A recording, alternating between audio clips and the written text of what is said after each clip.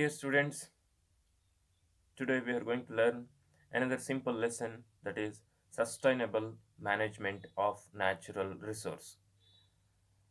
So what is sustainable management of natural resource? Sustainable management means, you know that about the natural resource, the things which, what is natural resource? Natural resource, the things which are available in the nature and they are useful to the human beings. So ನೇಚರಲ್ಲಿ ಸಿಗುವಂಥ ವಸ್ತುಗಳು ನಮಗೆ ಉಪಯೋಗ ಆಗೋ ಹಾಗಿದ್ರೆ ಅವುಗಳನ್ನ ನಾವೇನಂತ ಕರಿತೀವಿ? ನ್ಯಾಚುರಲ್ ರಿಸೋರ್ಸ್ ಅಂತ ಕರಿತೀವಿ. For example air, water, sunlight, soil, minerals, forest, wild life. So ಇವುಗಳನ್ನೆಲ್ಲ ನಾವು ನ್ಯಾಚುರಲ್ ರಿಸೋರ್ಸ್ ಅಂತ ಕರಿತೀವಿ. ಇವುಗಳಿಂದ ನಾವು ಅನುಕೂಲ ಪಡ್ಕೊಳ್ತಾ ಇದೀವಿ, ನಾವು ಇವುಗಳ ಜೊತೆಗೆ ಬದುಕ್ತಾ ಇದೀವಿ, ಇವುಗಳನ್ನ ಯೂಸ್ ಮಾಡ್ಕೊಳ್ತಾ ಇದೀವಿ ನಾವು. ಇವುಗಳನ್ನ ನ್ಯಾಚುರಲ್ ರಿಸೋರ್ಸ್ ಅಂತ ಕರಿತೀವಿ. ಬಟ್ ಹಿಯರ್ ಈಸ್, ಹಿಂದೆ ಎಲ್ಲ ನಾವು ಬರೀ ನ್ಯಾಚುರಲ್ ರಿಸೋರ್ಸ್ ಅಂತ ಲೆಸನ್ ಓದ್ತಾ ಇದ್ವಿ. ನ್ಯಾಚುರಲ್ ರಿಸೋರ್ಸ್ ಅಂದರೆ ಏನು, ಅವುಗಳ ಟೈಪ್ಸ್ ಏನು, ಯಾವ್ಯಾವ ನ್ಯಾಚುರಲ್ ರಿಸೋರ್ಸ್ ಇದ್ದಾವೆ, ಅವುಗಳಿಂದ ಆಗುವಂಥ ಯೂಸಸ್ ಏನೇನು ಅಂತ ಎಲ್ಲ ಓದ್ತಾ ಇದ್ವಿ ನಾವು. ಈ ಸಾರಿ ನಾವು we have a new title, that is sustainable management. ಎಷ್ಟು ಚೇಂಜ್ ಆಗ್ತಾ ಇದೆ ಟೈಮ್ ಅಂತ ಅಂದರೆ, we have to study about the sustainable management of natural resource. Why? Because sustainable means ಹೇಗೆ ನಾವು ನ್ಯಾಚುರಲ್ ರಿಸೋರ್ಸ್ನ ಬಳಸಬೇಕು, ಅಥವಾ ಹೇಗೆ ನಾವು ಉಳಿಸ್ಕೊಳ್ಳುವ ರೀತಿಯಲ್ಲಿ, ಅಥವಾ ಮುಂದಿನ ಪೀಳಿಗೆಗೂ ಕೂಡ ಉಳಿಸುವ ರೀತಿಯಲ್ಲಿ, ಅಥವಾ ಸರಿಯಾದ ರೀತಿಯಲ್ಲಿ ನ್ಯಾಚುರಲ್ ರಿಸೋರ್ಸ್ನ ನಾವು ಹೇಗೆ ಬಳಸ್ಕೊಬೇಕು ಅನ್ನೋದನ್ನ ನಾವು ಈ ಲೆಸನಲ್ಲಿ ಕಲ್ತ್ಕೊಳ್ತಾ ಇದ್ದೀವಿ.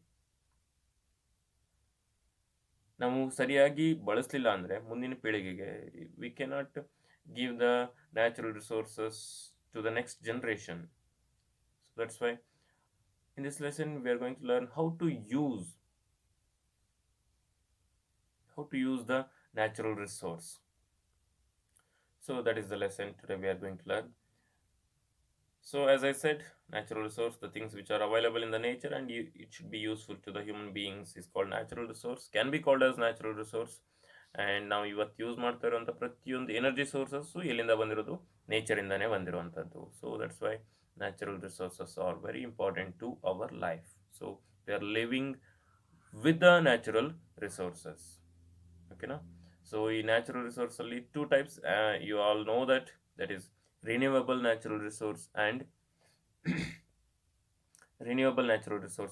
non-renewable natural resource.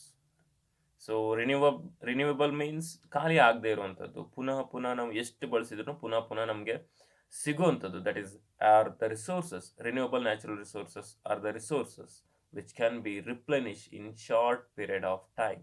ಅದನ್ನು ಪುನಃ ಪಡ್ಕೊಬೋದು, ರಿಪ್ಲೆನಿಶ್ ಮಾಡ್ಬೋದು ಅಥವಾ ರೀಫಿಲ್ ಮಾಡ್ಬೋದು ಬೇಗ. ಅದನ್ನು ನಾವು ರಿನ್ಯೂವಬಲ್ ನ್ಯಾಚುರಲ್ ರಿಸೋರ್ಸ್ ಅಂತ ಕರಿತೀವಿ. For example air, water, sunlight and forest. ಗೊತ್ತಾಗ್ತಿದೆಯಾ? And the non renewable natural resources are the resources which can not be replenish in a short period of time. ಅಂದರೆ ನಾವು ಒಂದ್ಸರ್ತಿ ಬಳಸಿದರೆ ಮತ್ತೆ ಅದನ್ನು ಪುನಃ ಬಳಸೋದು ಪುನಃ ನಮ್ಗದು ಸಿಗಲ್ಲ ಅಂತ. ಫಾರ್ ಎಕ್ಸಾಂಪಲ್ ಕೋಲ್, ಪೆಟ್ರೋಲಿಯಂ, ನ್ಯಾಚುರಲ್ ಗ್ಯಾಸ್, ಮೆಟಲ್ಸ್, ಇವುಗಳನ್ನ ನಾವು ಬಳಸ್ತಾ ಹೋದಂಗೆ ಇವುಗಳು ಏನಾಗ್ತಾ ಹೋಗ್ತವೆ? ಖಾಲಿ ಆಗ್ತಾ ಹೋಗ್ತವೆ. Because they take million years to be form. ಅಂದರೆ ಮಿಲಿಯನ್ಸ್ ಆಫ್ ಇಯರ್ಸ್ ಆದಮೇಲೆ ಅವು ಫಾರ್ಮ್ ಆಗ್ತವೆ. ಹಾಗಾಗಿ ಈಸಿಯಾಗಿ ರಿಪ್ಲೆನಿಶ್ ಮಾಡೋದಕ್ಕೆ ಆಗಲ್ಲ, ಅಂದರೆ ರೀಫಿಲ್ ಮಾಡೋದಕ್ಕೆ ಆಗಲ್ಲ. ಬಟ್ ಈ ಹ್ಯೂಮನ್ ಆ್ಯಕ್ಟಿವಿಟೀಸಿಂದ ನಾವು ಏನು ಮಾಡ್ತಾ ಇದ್ದೀವಿ? ಎನ್ವೈರ್ಮೆಂಟ್ ಪೊಲ್ಯೂಷನ್ ಮಾಡ್ತಾ ಇದ್ದೀವಿ. ಸೊ ಪೊಲ್ಯೂಷನ್ ಮಾಡೋದ್ರ ಮುಖಾಂತರ very important natural resources like air, water and ಸಾಯಿಲ್ನ ನಾವೇನು ಮಾಡ್ತಾ ಇದ್ದೀವಿ? ಹಾಳು ಮಾಡ್ತಾ ಇದ್ದೀವಿ. Because of human activity. They are the important natural resources for, it should be very essential for our daily life. ನಾವು ದಿನನಿತ್ಯ ಬದುಕಬೇಕು ಅಂದರೆ ನಮಗೆ ಇವು ಮೂರು ಇರಲೇಬೇಕು. ಬಟ್ ಈ ಮೂರನ್ನು ನಾವೇನು ಮಾಡ್ತಾ ಇದೀವಪ್ಪ ಅಂತಂದರೆ ಹಾಳು ಮಾಡ್ತಾ ಇದ್ದೀವಿ. ಸೊ ಹೇಗೆ ಹಾಳು ಮಾಡ್ತಾ ಇದೀವಿ? ಹಾಗಾದರೆ ಹೇಗೆ ಇರಬೇಕು, ನಾವು ಹೇಗೆ ಬಳಸಬೇಕು ನ್ಯಾಚುರಲ್ ರಿಸೋರ್ಸ್ನ ಅಂತ ನೋಡ್ತಾ ಹೋಗೋಣ. So these are all the natural resources, very beautiful natural resources. So water, sunlight, sand, birds, animals, wildlife, and the forest, minerals, petroleum. So these are all natural resources.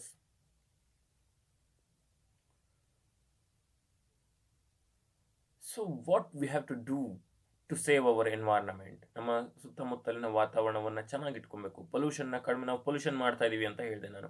ಹಾಗಾದರೆ ಪೊಲ್ಯೂಷನ್ ಮಾಡಬಾರ್ದು ಅಂದರೆ ಏನು ಮಾಡಬೇಕು? ಪೊಲ್ಯೂಷನ್ನ ಕಡಿಮೆ ಮಾಡಬೇಕು ಅಂದರೆ how to reduce the pollution, how to decrease the pollution. So we have to follow 3 rules, that is called 3 R's. 3 R's ಅಂತ ಕರಿತೀವಿ, ಅಥವಾ 3 ರೂಲ್ಸ್ನ ನಾವು ಫಾಲೋ ಮಾಡಬೇಕಾಗತ್ತೆ. ಆ 3 R ಯಾವ್ದ್ಯಾವ್ದಪ್ಪ ಅಂತ ಅಂದರೆ, number 1 is reduce, and the second one is recycle and the reuse. Reduce, recycle and reuse. You have to follow 3 R's. So reduce ಅಂತ ಅಂದರೆ ಏನು? ನಾವು ನ್ಯಾಚುರಲ್ ರಿಸೋರ್ಸನ್ನು ಯೂಸ್ ಮಾಡೋದನ್ನು ಮತ್ತು ಅದನ್ನು ವೇಸ್ಟ್ ಮಾಡೋದನ್ನು ಕಡಿಮೆ ಮಾಡಬೇಕು. ರೆಡ್ಯೂಸ್ ಅಂದರೆ ಕಡಿಮೆ ಮಾಡೋದು, ಕಡಿಮೆ ಯೂಸ್ ಮಾಡಬೇಕು ಮತ್ತು ಕಡಿಮೆ ವೇಸ್ಟ್ ಮಾಡಬೇಕು. ವೇಸ್ಟೇ ಮಾಡಬಾರ್ದು. We have to avoid the wastage of natural resource, and we have to use very less, that is reduce. And the recycle means ಮತ್ತೆ ಒಂದ್ಸರ್ತಿ ಯೂಸ್ ಮಾಡಿ ಬಿಸಾಕ್ಬಿಟ್ರೆ ಇಟ್ ಕಾಸ್ ದ ಪೊಲ್ಯೂಷನ್. ಒಂದು ಪ್ಲಾಸ್ಟಿಕ್ ತೊಗೊಂಡ್ಬರ್ತೀವಿ, ಅದನ್ನ ನಾವು ಯೂಸ್ ಮಾಡ್ತೀವಿ, ಅಥವಾ ಒಂದು ಶಾಪಿಗೆ ಹೋಗ್ತೀವಿ, ಅಲ್ಲಿ ಪ್ಲಾಸ್ಟಿಕ್ ಕವರಿಗೆ ಹಾಕ್ಕೊಡ್ತಾರೆ, ಅದನ್ನ ತಗೊಂಡು ಬರ್ತೀವಿ ನಾವು ಕ್ಯಾರಿ ಬ್ಯಾಗ್ ಥರ. ಆಮೇಲೆ ಅದೇನಾಗುತ್ತೆ, ಅದನ್ನು ಬಿಸಾಕ್ತೀವಿ. So it cause the pollution, soil pollution, air pollution ಸುಟ್ರೆ. ಸೊ ಹಾಗಾದರೆ ಏನು ಮಾಡ್ಬೋದು ನಾವು? ಅದಕ್ಕೆ ಒಂದ್ಸರ್ತಿ ಕವರ್ ತಗೊಂಬಂದ್ವಿ ಅಂದರೆ ಅದನ್ನ ಬೇಕಾದಷ್ಟು ಸರಿ ಮತ್ತೆ ಮತ್ತೆ ಮತ್ತೆ ನಾವು ಯೂಸ್ ಮಾಡ್ಬೋದಲ್ವಾ? ಬೇರೆ ಬೇರೆ ಪರ್ಪಸ್ಗೂ ಕೂಡ ಯೂಸ್ ಮಾಡ್ಬೋದು ನಾವು. ಹಾಗಾಗಿ ವಿ ಹ್ಯಾವ್ ಟು ಅದು ರೀಯೂಸ್ ಬರುತ್ತೆ. ರೀಸೈಕಲ್ ಮೀನ್ಸ್ ಅದನ್ನು ಮತ್ತೆ ನೋಡ್ರಿ, ರೀಯೂಸ್ ಅಂತಂದರೆ ಇದು ನಾನು ಹೇಳ್ತಾ ಇರೋದು ಈಗ ಗೊತ್ತಾಗ್ತಿದೆಯಾ? ರೀಯೂಸ್ ಅಂತಂದರೆ we can use again and again. For example plastic bottles, ನಾವು ಅಂಗಡಿಗಿಂದ ಬಾಟಲ್ಸ್ನ ತರ್ತೀವಿ ನೀರು ಕುಡಿಯೋಕ್ಕೆ ಅಂತ, ಅದನ್ನಲ್ಲೇ ಬಿಸಾಕ್ಬಿಡ್ತೀವಿ. ಸೊ ಅದರಿಂದ ಏನಾಗುತ್ತೆ, ಪೊಲ್ಯೂಷನ್ ಆಗುತ್ತೆ. ಸೊ ಹಾಗಾಗಿ ಅದನ್ನು ಮತ್ತೆ ಮತ್ತೆ ಯೂಸ್ ಮಾಡೋದ್ರಿಂದ, ನಾವು ಬೇರೆ ಬೇರೆ ಪರ್ಪಸ್ಸಿಗೆ ಯೂಸ್ ಮಾಡೋದ್ರಿಂದ ನಮ್ಗೆ ಏನಾಗುತ್ತೆ, ನ್ಯಾಚುರಲ್ ರಿಸೋರ್ಸ್ ಉಳ್ಕೊಂಡಂಗೆ ಆಗುತ್ತೆ, ಅಂದರೆ ಪೊಲ್ಯೂಷನ್ ಕಡಿಮೆ ಆಗುತ್ತೆ. ಗೊತ್ತಾಗ್ತಿದೆಯಾ? ನಮ್ಮ ಎನ್ವೈರ್ನ್ಮೆಂಟ್ ನಾವು ಸೇವ್ ಮಾಡಿದ ಹಾಗೆ ಆಗುತ್ತೆ. ಇನ್ನು ರೀಸೈಕಲ್ ಮೀನ್ಸ್ ಕೆಲವೊಂದು ಮೆಟೀರಿಯಲ್ಸ್ಗಳು, ಪೇಪರ್ ಆಗಿರ್ಬೋದು, ಪ್ಲಾಸ್ಟಿಕ್ ಆಗಿರ್ಬೋದು, ಗ್ಲಾಸ್ ಆಗಿರ್ಬೋದು, ಮೆಟಲ್ಸ್, ಇವುಗಳನ್ನ ಒಂದ್ಸರ್ತಿ ಯೂಸ್ ಮಾಡಿದ್ಮೇಲೆ ಬೇರೆ ಪರ್ಪಸ್ಗೆ ಮತ್ತೆ ಅದನ್ನ ಯೂಸ್ ಮಾಡ್ಬೋದು. ನೋಡ್ರಿ, ಪೇಪರ್ಸ್ನೆಲ್ಲ ಆರಿಸ್ಕೊಂಡು ಹೋಗ್ತಾರೆ, ಪ್ಲಾಸ್ಟಿಕ್ನೆಲ್ಲ ಆರಿಸ್ಕೊಂಡು ಹೋಗ್ತಾರೆ. ಯಾಕೆ? ಅದನ್ನ ಮತ್ತೆ ಪೇಪರ್ ಮಾಡಿ, ಮತ್ತೆ ಬೇರೆ ಹೊಸ ಪೇಪರ್ ಮಾಡಿ, ಹೊಸ ಪ್ಲಾಸ್ಟಿಕ್ ಮಾಡಿ, ಗ್ಲಾಸ್ ಮಾಡಿ, ಮೆಟಲ್ಸ್ಗಳನ್ನ ಮಾಡಿ ಮತ್ತೆ ನಮಗೆ ತಂದು ಕೊಡ್ತಾರೆ. ಸೊ ಹಾಗಾಗಿ ರೀಸೈಕಲ್ ಮಾಡಬೇಕು. ಗೊತ್ತಾಗ್ತಿದೆಯಾ?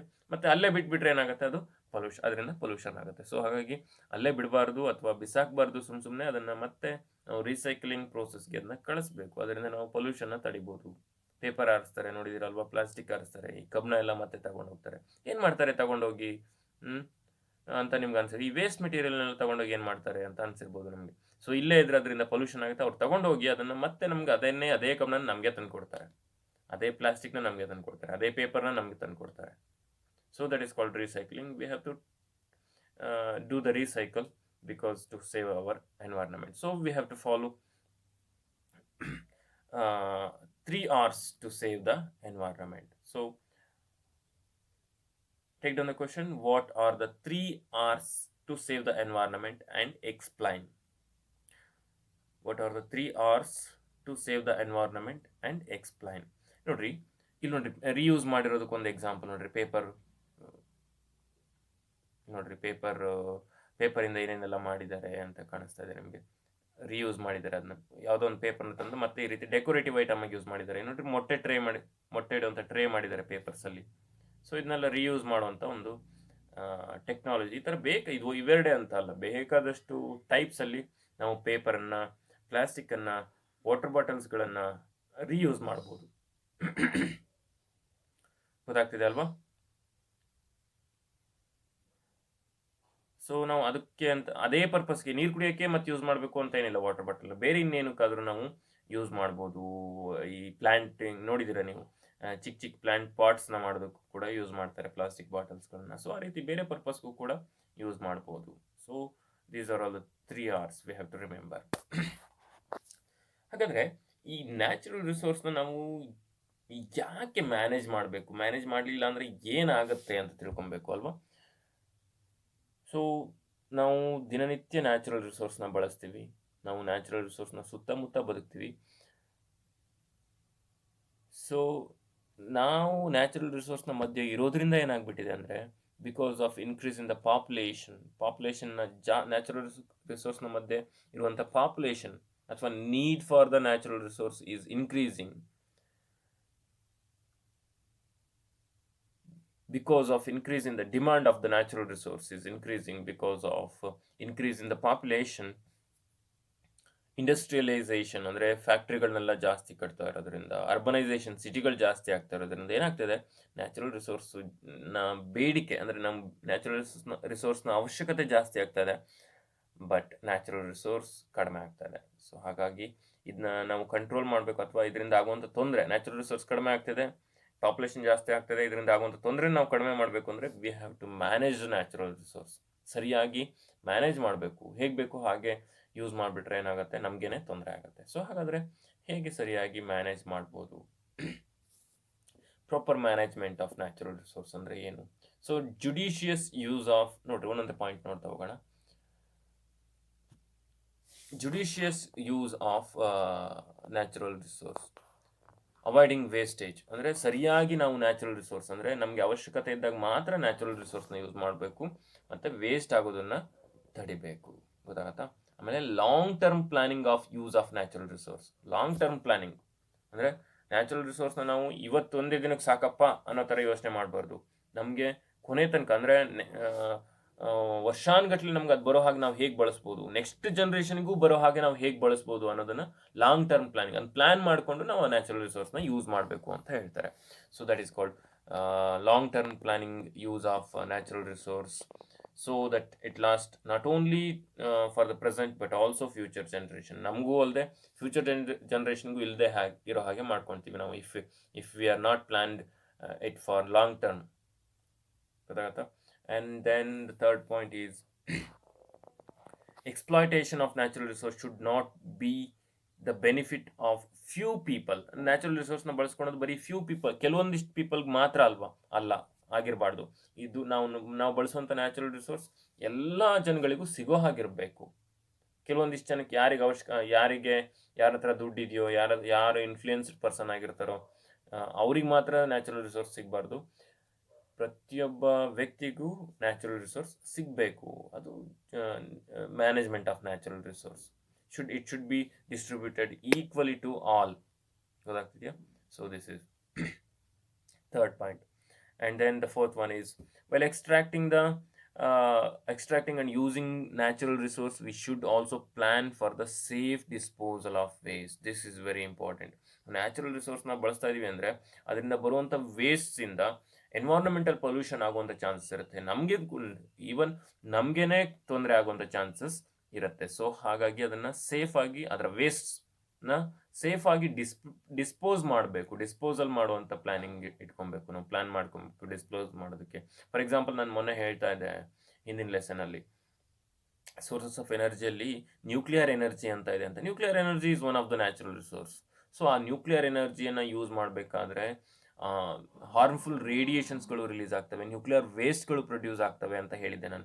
ಆ ವೇಸ್ಟ್ಗಳನ್ನ ನಾವು ಸರಿಯಾಗಿ ಡಿಸ್ಪೋಸ್ ಮಾಡಲಿಲ್ಲ ಅಂದರೆ, ಅಥವಾ ಹಾರ್ಮ್ಫುಲ್ ರೇಡಿಯೇಷನ್ಸ್ಗಳು ರಿಲೀಸ್ ಆಗ್ತಿರ್ಬೇಕಾದ್ರೆ ನಾವು ಪ್ರಾಪರ್ ಸೇಫ್ಟಿ ಮೆಜರ್ಸ್ನ ತಗೊಳ್ಳಿಲ್ಲ ಅಂತ ಅಂದರೆ ಏನಾಗುತ್ತೆ, ನಮಗೇನೆ ತೊಂದರೆ ಆಗುತ್ತೆ. ಆಮೇಲೆ ಅದನ್ನ ಡಿಸ್ಪೋಸ್ ಕೂಡ ಸರಿಯಾಗಿ ಮಾಡಲಿಲ್ಲ ಅಂದರೆ ನಮ್ಗೆ ತೊಂದರೆ ಆಗುತ್ತೆ, ಅದರಿಂದ ರೇಡಿಯೇಷನ್ ಪ್ರೊಡ್ಯೂಸ್ ಆಗುತ್ತೆ. ಹಾಗಾಗಿ ಅವುಗಳನ್ನ ಏನು ಮಾಡ್ತಾರೆ ಅಂದರೆ, ಒಂದು ನೀಟಾಗಿ ಅದರ ವೇಸ್ಟ್ನ, ನ್ಯೂಕ್ಲಿಯರ್ ವೇಸ್ಟ್ ಇರುತ್ತಲ್ಲ ಅದನ್ನು ಒಂದು ದೊಡ್ಡ ವೆಯ್ಟ್ ಇರುವಂಥ ಕಲ್ಲು ಕಟ್ಟಿ ಅದನ್ನು ಸಮುದ್ರದೊಳಗೆ ತೊಗೊಂಡೋಗಿ ಹಾಕ್ತಾರೆ, ಆಳಕ್ಕೆ ಹೋಗೋ ಹಾಗೆ.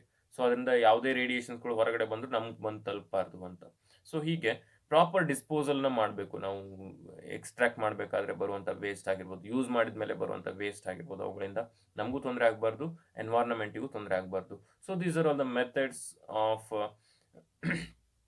Proper management of natural resource. That is, proper management of natural resource consists of 4 points. That is, avoiding wastage, judicious use of natural resource, long-term planning of use of natural resource, and exploitation of natural resource should reach to all the people. Benefit should be reached to all the people, and proper disposal method. So these are 4 points we have to consider. So take down the question. What are the steps should follow to proper management of natural resource? What are the steps should follow to maintain the proper management of natural resource? ಬರ್ಕೊಂಡ್ರೆ question. What are the steps should follow to maintain the proper management of natural resource? So next we'll move on to coming to the one of the important natural resource, that is forest. You all know that very important natural resource. ಅದರಿಂದ ಏನೇನು use ಇದೆ, ನಮ್ಗೆ ಎಷ್ಟು ಅನುಕೂಲ ಆಗುತ್ತೆ, forest ಇಲ್ಲ ಅಂದರೆ ಏನು ತೊಂದರೆ ಆಗುತ್ತೆ ಅಂತಲೂ ನಾವು ನೋಡಬೇಕಾಗತ್ತೆ. So let's see importance of ಫಾರೆಸ್ಟ್ನ ಇಂಪಾರ್ಟೆನ್ಸ್ ಏನೇನು ಅಂತ ನೋಡ್ತಾ ಹೋಗೋಣ. Very important. ಫಾರೆಸ್ಟ್ ಇಲ್ಲ ಅಂದರೆ ನಾವು ಬದುಕೋಕೆ ಆಗಲ್ಲ. Let's see the points. So forest helpful to preserve biodiversity ಅಂದರೆ ನಮ್ಮ ಭೂಮಿ ಮೇಲಿರುವಂಥ ಎಲ್ಲ ವಿವಿಧ ರೀತಿಯ ಜೀವಿಗಳನ್ನು ಕಾಪಾಡಬೇಕು ಅಂದರೆ ನಮ್ಗೇನು ಬೇಕು? ಫಾರೆಸ್ಟ್ ಬೇಕು. Forest help to preserve biodiversity. And forest are the natural habitat of plants and animals. Forest ಇತ್ತು ಅಂದರೆ ಅಲ್ಲಿ ಬೇರೆ ಬೇರೆ ಚಿಕ್ಕ ಚಿಕ್ಕ ಪ್ಲಾಂಟ್ಸ್ಗಳು ಮತ್ತು ಅನಿಮಲ್ಸ್ಗಳು ಇರೋದಕ್ಕೆ, ಬದುಕೋದಕ್ಕೆ ಅವುಗಳು ವಾಸಸ್ಥಾನ. ಯಾವುದು? ಫಾರೆಸ್ಟ್. ಸೊ ಫಾರೆಸ್ಟ್ ಇಲ್ಲ ಅಂದರೆ ಹುಲಿ, ಸಿಂಹ, ಚಿರತೆಗಳನ್ನ ನಿಮ್ಮ ಮನೇಲಿ ಸಾಕೊಳ್ತೀರಾ? ಹಾವುಗಳನ್ನ, ಚೇಳುಗಳನ್ನ ನಿಮ್ಮ ಮನೇಲಿ ಸಾಕ್ತೀರಾ? ಮೆಡಿಸಿನಲ್ ಪ್ಲಾಂಟ್ಸ್ನ ನಿಮ್ಮ ಮನೆ ಒಳಗೆ ಸಾಕೋಕ್ಕಾಗತ್ತಾ? So we need the forest for the habitat of those plants and animals. So and then forest provide timber, wood, fuel, medicine and fodder. Timber ಸಿಗುತ್ತೆ ನಮಗೆ, ನಾವು ಫರ್ನಿಚರ್ಸ್ನ ಮಾಡೋದಕ್ಕೆ. ಅದೇ ವುಡ್ ಸಿಗುತ್ತೆ, ಮತ್ತು ಅದರಿಂದ ಫ್ಯೂಯಲ್ ಕೂಡ ಸಿಗುತ್ತೆ. ನಾವು ಫ್ಯೂಯಲ್ ಯೂಸ್ ಮಾಡ್ತೀವಲ್ವ, ಅಂದರೆ ಕಟ್ಟಿಗೆಗಳನ್ನ ಯೂಸ್ ಮಾಡ್ತೀವಲ್ವ ಅದು. ಆಮೇಲೆ ಮೆಡಿಸಿನ್, ಬೇಕಾದಷ್ಟು ಮೆಡಿಸಿನಲ್ ಪ್ಲಾಂಟ್ಸ್ ಇದೆ. ಫಾಡರ್, ಅನಿಮಲ್ಸ್ಗೆ ಕೂಡ ಫುಡ್ ಸಿಗುತ್ತೆ. ಸೊ ಇಷ್ಟು ಯೂಸ್ ಇದೆ ಫಾರೆಸ್ಟಿಂದ. And then forest helps to maintain the ecological balance. ವಾತಾವರಣದಲ್ಲಿ ಬ್ಯಾಲೆನ್ಸ್ನ ಮೇಂಟೈನ್ ಮಾಡೋದಕ್ಕೆ ಫಾರೆಸ್ಟ್ ಬೇಕು. ಯಾಕಂತಂದರೆ ನಾವು ಬರೀ ಕಾರ್ಬನ್ ಡೈಆಕ್ಸೈಡ್ನ ರಿಲೀಸ್ ಮಾಡ್ತಾ ಇರ್ತೀವಿ. ಅದರಿಂದ ನಾವು ಅಂದರೆ ಅನಿಮಲ್ಸ್ ರಿಲೀಸ್ ಮಾಡಿರುವಂಥ ಕಾರ್ಬನ್ ಡೈಆಕ್ಸೈಡನ್ನು ಫಾರೆಸ್ಟ್ ಅಂದರೆ ಪ್ಲ್ಯಾಂಟ್ಸ್ಗಳು ಅದನ್ನು ಯೂಸ್ ಮಾಡಿಕೊಂಡು ಆಕ್ಸಿಜನ್ನ ವಾತಾವರಣಕ್ಕೆ ರಿಲೀಸ್ ಮಾಡುತ್ತೆ. ಸೊ ಅಲ್ಲಿಗೆ ಎನ್ವೈರ್ನಮೆಂಟ್ ಏನಾಗುತ್ತೆ? ಬ್ಯಾಲೆನ್ಸ್ ಆಗುತ್ತೆ. ಸೊ ಎನ್ವೈರ್ನಮೆಂಟ್ನ ಬ್ಯಾಲೆನ್ಸ್ ಮಾಡೋದಕ್ಕೆ ಯಾರು ಬೇಕು? ಫಾರೆಸ್ಟ್ ಬೇಕು. So and then forest helps to control the climate and rainfall. ನೋಡ್ರಿ, ಫಾರೆಸ್ಟ್ ಇಲ್ಲ ಅಂದರೆ ಎಷ್ಟು ಪ್ರಾಬ್ಲಮ್ ಆಗುತ್ತೆ ಅಂದರೆ, ಕ್ಲೈಮೇಟ್ ವಾತಾವರಣದಲ್ಲಿ ಇಷ್ಟು ಟೆಂಪ್ರೇಚರ್ ಇರೋದಕ್ಕೆ ಫಾರೆಸ್ಟೇ ಕಾರಣ. ವಿ ಹ್ಯಾವ್ ನಾರ್ಮಲ್ ಟೆಂಪ್ರೇಚರ್ ಅಲ್ವಾ? ಏನು, ಈಗ ನೀವು ಐಸ್ ಕ್ಯಾಪ್ಸಿಗೆ ಹೋದರೆ ಸಿಕ್ಕಾಪಟ್ಟೆ ಕೋಲ್ಡ್ ಟೆಂಪ್ರೇಚರು. ಇನ್ನು ಡೆಸರ್ಟ್ಸಿಗೆ ಹೋದರೆ ನೋಡ್ರಿ ಬದುಕೋಕೆ ಆಗಲ್ಲ, ಸಿಕ್ಕಾಪಟ್ಟೆ ವೆರಿ ಹಾಟ್ ಟೆಂಪ್ರೇಚರ್ ಇದೆ. ಬಟ್ ಇಲ್ಲಿ ನಮ್ಮಲ್ಲಿ ಫಾರೆಸ್ಟ್ ಇರೋದ್ರಿಂದ ಏನಾಗುತ್ತೆ? We have normal temperature. We are living happily with the presence of forest. But because we have climate, good climate, optimum climate, normal climate ಇರೋದಕ್ಕೆ ಏನು ಕಾರಣ? Because of forest. And rainfall, ನಮಗೆ ಕಾಲಕ್ಕೆ time to time ಮಳೆ ಆಗ್ತಿರೋದು ಯಾರಿಂದ? ಫಾರೆಸ್ಟಿಂದ. ಅದೆಲ್ಲ ನಿಮ್ಗೆ ಗೊತ್ತಾಯಿದೆ. ಫಾರೆಸ್ಟ್ ಇದ್ದರೆ ಮಳೆ ಬರುತ್ತೆ, ಫಾರೆಸ್ಟ್ ಇಲ್ಲ ಅಂದರೆ ಮಳೆ ಬರಲ್ಲ ಅನ್ನೋ ವಿಷಯ ಎಲ್ಲ ಗೊತ್ತಿದೆ. I will not go to explain that one. And then one more thing is forest help to prevent soil erosion and control floods. Soil ಎರೋಷನ್ನ ತಡೆಯುತ್ತೆ ಫಾರೆಸ್ಟ್, ಮತ್ತು ಫ್ಲಡ್ಸ್ನ ಕಂಟ್ರೋಲ್ ಮಾಡುತ್ತೆ. ಸಾಯಿಲ್ ಎರೋಷನ್ ನೋಡ್ರಿ, ಫಾರೆಸ್ಟ್ ಪ್ಲ್ಯಾಂಟ್ಗಳು ಅವುಗಳ ರೂಟ್ಸ್ಗಳು ಭೂಮಿ ಒಳಗಡೆ ಮಣ್ಣನ್ನು ಬಿಗಿಯಾಗಿ ಹಿಡಿದಿಟ್ಕೊಳ್ಳೋದ್ರಿಂದ ಮಳೆ ಜೋರಾಗಿ ಬಂದಾಗ ನೀರಿನ ಜೊತೆಗೆ ಮಣ್ಣು ಕೊಚ್ಕೊಂಡು ಹೋಗೋದನ್ನು ಈ ಫಾರೆಸ್ಟ್ಗಳು ತಡೆಯುತ್ತೆ. ಸೊ ಹಾಗಾಗಿ ಸಾಯಿಲ್ ಎರೋಷನ್ನ ತಡೆಯುತ್ತೆ. Soil erosion means removing of top layer of the soil with that nutrients ಎಲ್ಲ ಹೋಗ್ಬಿಡುತ್ತೆ ಸಾಯಿಲ್ ಎರೋಷನ್ ಆಗೋದ್ರಿಂದ. ಸೊ ನಮ್ಮ ಫಾರೆಸ್ಟ್ ಇತ್ತು ಅಂದರೆ ಆ ರೀತಿ ಸಾಯಿಲ್ ಎರೋಷನ್ ಆಗೋದನ್ನ ತಡೆಯುತ್ತೆ.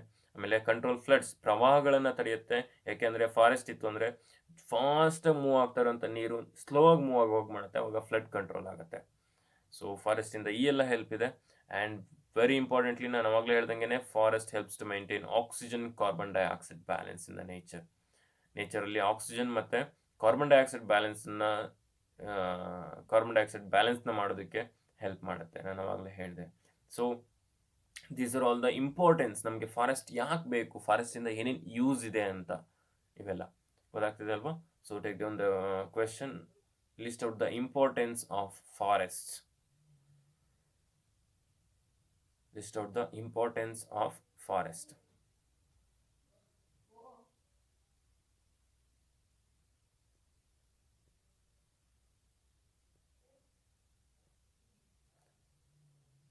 So next stock holder of forest ಅಂದರೆ ಫಾರೆಸ್ಟ್ನ ಜೊತೆಗೆ ಯಾರು ಜಾಸ್ತಿ ಅಸೋಸಿಯೇಟ್ ಆಗಿರ್ತಾರೆ, the people who are associated forest directly R indirectly. So ಯಾರ್ಯಾರು ಫಾರೆಸ್ಟ್ನ ಜೊತೆಗೆ ಜಾಸ್ತಿ ಅಸೋಸಿಯೇಟ್ ಆಗಿರ್ತಾರೆ ಅಂದರೆ ಕಾಂಟ್ಯಾಕ್ಟಲ್ಲಿ ಇರ್ತಾರೆ ಅಂತ. So people living around the forest depends on forest for there livelihood. ಅಂದರೆ ಫಾರೆಸ್ಟ್ನ ಜೊತೆಗೆ ಅಂದರೆ ಫಾರೆಸ್ಟಲ್ಲಿ ಬದುಕುವಂಥ ಪೀಪಲ್ ಆಗಿರ್ಬೋದು, ಕಾಡು ಜನಗಳಾಗಿರ್ಬೋದು, ಅವ್ರು ಏನು ಮಾಡ್ತಾರೆ, ಅಥವಾ ಫಾರೆಸ್ಟ್ನ ಜೊತೆಗೆ ಹತ್ತಿರದಲ್ಲಿರುವಂಥ ಜನಗಳು ಫಾರೆಸ್ಟ್ನ ಮೇಲೆ ಸಿಕ್ಕಾಪಟ್ಟೆ ಡಿಪೆಂಡ್ ಆಗಿರ್ತಾರೆ. ಸೊ ಅದ್ರ ಜೊತೆಗೆ ಬದುಕ್ತಾ ಇರ್ತಾರೆ. ಸೊ ಹಾಗಾಗಿ they are the stock holder of forest.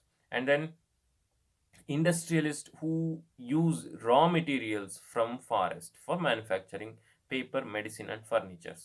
ಈ ಪೇಪರ್ ಮಾಡೋದಕ್ಕೆ ಫಾರೆಸ್ಟ್ ಬೇಕು, ಮೆಡಿಸಿನ್ಸ್ನ ತಯಾರು ಮಾಡೋದಕ್ಕೆ ಫಾರೆಸ್ಟ್ ಬೇಕು, ಫರ್ನಿಚರ್ಸ್ನ ಮಾಡೋದಕ್ಕೆ ಫಾರೆಸ್ಟ್ ಬೇಕು.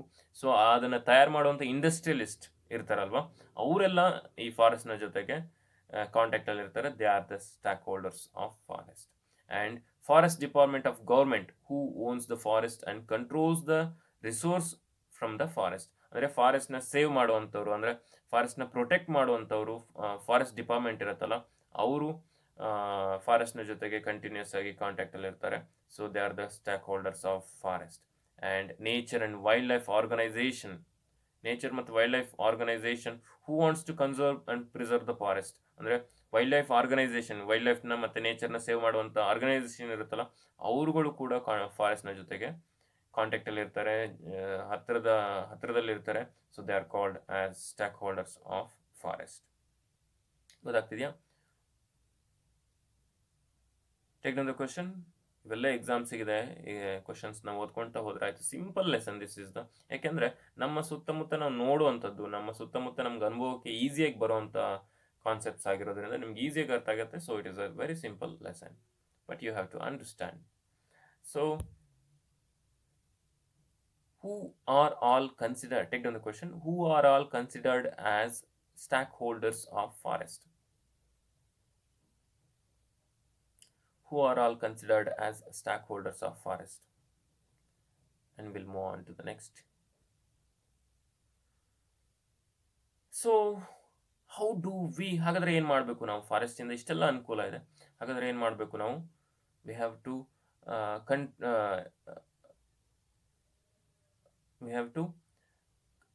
Save the forest, conserve the forest. So ಹಾಗಾದರೆ ಹೇಗೆ ಕನ್ಸರ್ವ್ ಮಾಡ್ಬೋದು ನಾವು? ಯಾವ್ಯಾವ ಮೆಥಡಿಂದ ಫಾರೆಸ್ಟ್ನ ಕನ್ಸರ್ವ್ ಮಾಡ್ಬೋದು, ಏನು ಮಾಡಿದರೆ ಫಾರೆಸ್ಟ್ನ ಕನ್ಸರ್ವ್ ಮಾಡೋಕ್ಕೆ ಸಾಧ್ಯ ಆಗುತ್ತೆ ಅಂತ ನೋಡ್ತಾ ಹೋಗೋಣ.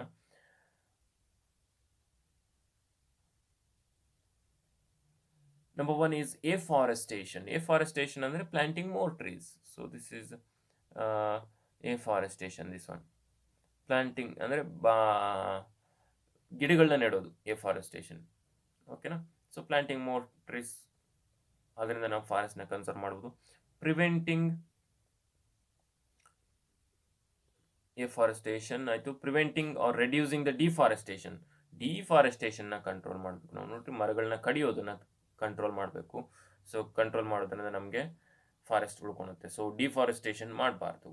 And then preventing over grazing of cattles. ಇಲ್ಲಿ ನೋಡ್ರಿ, ಓವರ್ ಗ್ರೇಸಿಂಗ್, ಸಿಕ್ಕಾಪಟ್ಟೆ ಹಸುಗಳನ್ನ ಮೇಯಿಸೋದ್ರಿಂದ ಏನಾಗುತ್ತೆ, ಹಸುಗಳು ಅಥವಾ ಈ ಕುರಿಗಳು ಯಾವುದೇ ಪ್ರಾಣಿಗಳನ್ನ ನಾವು ಮೇಯಿಸೋದ್ರಿಂದ ಏನಾಗುತ್ತೆ, ಅವೆಲ್ಲದನ್ನು ಕಿತ್ತು ತಿಂದ್ಬಿಡ್ತವೆ ಸಿಕ್ಕಾಪಟ್ಟೆ. ಅಂದರೆ ಫುಲ್ ಏನು ಇಲ್ದಂಗೆ ಮಾಡಿಬಿಡ್ತವೆ. ಅದರಿಂದನೂ ಕೂಡ ಫಾರೆಸ್ಟ್ ಲಾಸ್ ಆಗುತ್ತೆ, ಎಲ್ಲ ಗಿಡಗಳನ್ನ ಹಾಳು ಮಾಡಿಬಿಡ್ತವೆ ಅವು. ಸೊ ಅದರಿಂದನೂ ಫಾರೆಸ್ಟ್ ಲಾಸ್ ಆಗುತ್ತೆ, ಸಾಯಿಲ್ ಎರೋಷನ್ ಆಗುತ್ತೆ, ಇನ್ನು ಪ್ರಾಬ್ಲಮ್ಸ್ ಆಗುತ್ತೆ. ಸೊ ಓವರ್ ಗ್ರೇಸಿಂಗಿಂದ. And by setting up wild life sanctuaries. ಹಾಗಾದರೆ ನಾವು ಇನ್ನೇನು ಮಾಡ್ಬೋದು? ವೈಲ್ಡ್ ಲೈಫ್ ಸ್ಯಾಂಚುರೀಸ್ನ ಮಾಡ್ಬೋದು, ನ್ಯಾಷನಲ್ ಪಾರ್ಕ್ಸ್ನ ವೈಲ್ಡ್ ಲೈಫ್ ಸ್ಯಾಂಚುರಿ ಅಂದರೆ ಗೊತ್ತಲ್ವ ನಿಮಗೆ, ಈ ಅವುಗಳಿಗೆ ಈಗ ಫಾರ್ ಎಕ್ಸಾಂಪಲ್ ನಾಗರಹೊಳೆ ಅಭಯಾರಣ್ಯ ಕೇಳಿದ್ದೀರಾ ನೀವು ಅಲ್ವಾ? ಸೊ ಅವುಗಳೇ ಅಂದರೆ ಅಲ್ಲಿ ಆನೆಗಳು, ಪ್ರಾಣಿಗಳೆಲ್ಲ ಇದಾವಲ್ಲಿ. ಸೊ ಅವುಗಳಿಗೆ ಆದಂಥ ಒಂದು ಪ್ಲೇಸನ್ನು ಸೀಮಿತವಾಗಿಡೋದು, ಅಲ್ಲಿ ಯಾರು ಹೋಗದೆ ಇರೋವಂಥದ್ದು, ಅದನ್ನ ವೈಲ್ಡ್ ಲೈಫ್ ಸ್ಯಾಂಚುರೀಸ್ ಅಂತ ಕರಿತೀವಿ. ನ್ಯಾಷನಲ್ ಪಾರ್ಕ್ಸ್ನ ಮಾಡೋದು, ಬಯೋಸ್ಪಿಯರ್ ರಿಸರ್ವ್ಸ್ ಮಾಡೋದು. ಸೊ ಇವುಗಳನ್ನೆಲ್ಲ ಮಾಡೋದ್ರ ಮುಖಾಂತರ ಅವು ನ್ಯಾಷನಲ್ ಪಾರ್ಕ್ಸಲ್ಲಿ ಆ ಪ್ರಾಣಿಗಳನ್ನ ತಂದು ಅಲ್ಲಿ ಸಾಕುವಂಥದ್ದು, ಅಲ್ಲಿ ವಿಶೇಷವಾದಂಥ ಪ್ಲ್ಯಾಂಟ್ಸನ್ನು ಸಾಕುವಂಥದ್ದು, ಇವುಗಳನ್ನೆಲ್ಲ ಮಾಡೋದ್ರಿಂದ ಏನಾಗುತ್ತೆ, ನಾವು ಫಾರೆಸ್ಟನ್ನು ಕನ್ಸರ್ವ್ ಮಾಡಿದ ಹಾಗೆ ಆಗುತ್ತೆ. ಆಮೇಲೆ ಅದು ಬಿಟ್ಟರೆ ಅದಾಯಿತು. Next undertaking social forest programs, special ಪ್ರೋಗ್ರಾಮ್ಸ್ನ ಮಾಡೋದು. ಸೊ ದಟ್ ಈಸ್ ಕಾಲ್ಡ್ ವನ ಮಹೋತ್ಸವ. ನೋಡ್ರಿ, ವನ ಮಹೋತ್ಸವ ಅಂದ್ರೆ ಪ್ಲಾಂಟ್ ಗಿಡಗಳನ್ನ ನೆಡುವಂಥದ್ದು, ವನ ಮಹೋತ್ಸವ. ಈ ರೀತಿ ಸ್ಪೆಷಲ್ ಪ್ರೋಗ್ರಾಮ್ಸ್ನ ನಾವು ಅರೇಂಜ್ ಮಾಡೋದ್ರಿಂದ ನಾವು ಫಾರೆಸ್ಟ್ನ ಉಳಿಸ್ಕೊಬೋದು. ಚಿಪ್ಕೋ ಮೂವ್ಮೆಂಟ್ ಅಂದರೆ ಫಾರೆಸ್ಟ್ನ ಈಗ ನೋಡ್ರಿ, I think Gujarat U P, I am not sure. ಅಲ್ಲಿ ಚಿಪ್ಕೋ ಮೂವ್ಮೆಂಟ್ ಅಂತ ಎಲ್ಲ ಶುರುವಾಯಿತು. ಚಿಪ್ಕೋ ಮೂವ್ಮೆಂಟ್ ಅಂತ ಅಂದ್ರೆ ಏನು? ಈ ರೀತಿ ಮರಗಳನ್ನ ಕಡಿಯೋಕೆ ಬಂದಾಗ ಅಲ್ಲಿನ ಜನಗಳು ನಾವು they treat the forest as a god. ಫಾರೆಸ್ಟನ್ನೇ ಗಾಡ್ ಅಂತ ಟ್ರೀಟ್ ಮಾಡ್ತಾರೆ ಅವರು.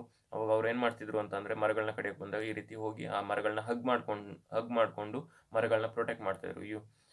ಮರಗಳನ್ನ ಕಡಿಯೋಕೆ ಬಂದಾಗ ಫಸ್ಟ್ ನಮ್ಮನ್ನು ಕಟ್ ಮಾಡಿರಿ, ಆಮೇಲೆ ಮರಗಳನ್ನ ಕಟ್ ಮಾಡಿರಿ ಅಂತ ಹೇಳ್ತಾಯಿದ್ರು. So that is called Chipko movement. So ಇವುಗಳನ್ನೆಲ್ಲ ಈ ಥರ ಸ್ಪೆಷಲ್ ಪ್ರೋಗ್ರಾಮ್ಸ್ನ ಮಾಡೋದ್ರಿಂದ ನಾವು ಏನು ಮಾಡ್ಬೋದು? ಫಾರೆಸ್ಟ್ನ ಪ್ರೊಟೆಕ್ಟ್ ಮಾಡ್ಬೋದು, ಫಾರೆಸ್ಟ್ನ ನಾವು ಉಳಿಸ್ಕೊಬೋದು. ಗೊತ್ತಾಗ್ತಿದೆಯಾ? So these are all the points which should be considered for conservation of forest. Take on the question, how do we conserve the forest? How do we conserve the forest? ನೋಡಿ, ನಾನು questions ಬೇರೆ ಥರನೂ ಅವ್ರಿಗೆ ಏನಾದರೂ ಕೇಳ್ಬೋದು, but the concept is same. How do we conserve the forest?